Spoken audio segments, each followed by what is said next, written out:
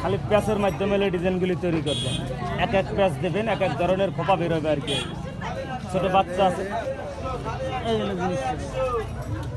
বেনি বোর্ডে ছোটো বাচ্চা আছে স্কুল কলেজে, যা হাতে সময় থাকে না, বেনির পরিবর্তে একটা খোপাটাকে ঝুটি খোপা বলে।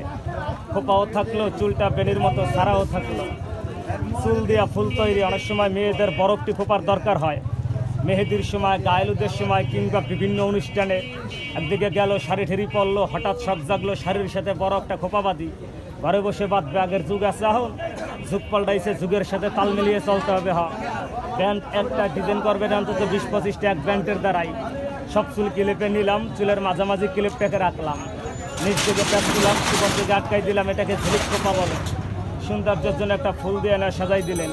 নানান ধরনের খোপা করবে এক ক্লিপের দ্বারাই।